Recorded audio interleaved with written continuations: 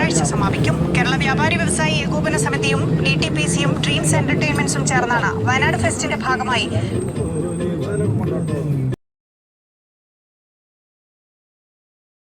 Flower show ഗ്രൗണ്ടിൽ നടക്കുന്ന അക്വാടണൽ expo ഒരുക്കിയിട്ടുള്ളത്. പ്രദർശന വിപണന സ്റ്റാളുകൾ, ഗോസ്റ്റ് ഹൗസ്, അമ്യൂസ്മെന്റ് പാർക്ക് എന്നിവയോടെ വയനാട് ജില്ലയിലെ ഏറ്റവും വലിയ അക്വാടണൽ എക്സ്പോയാണ്.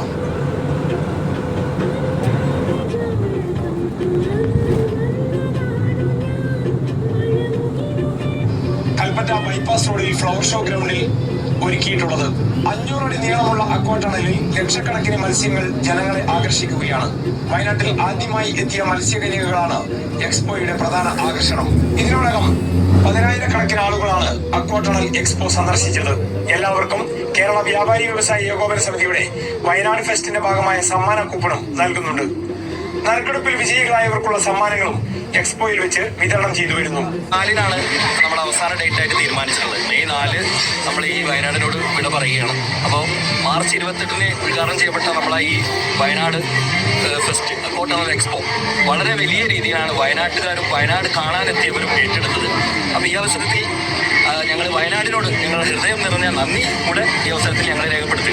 വേനൽ അവധി ആഘോഷിക്കാൻ വയനാട്ടിലെത്തിയ വിനോദസഞ്ചാരികളെ അടക്കം അക്വാടണൽ എക്സ്പോ ഏറെ ആകർഷിച്ചിരുന്നു. ഞായറാഴ്ചയാണ് എക്സ്പോ സമാപിക്കുക.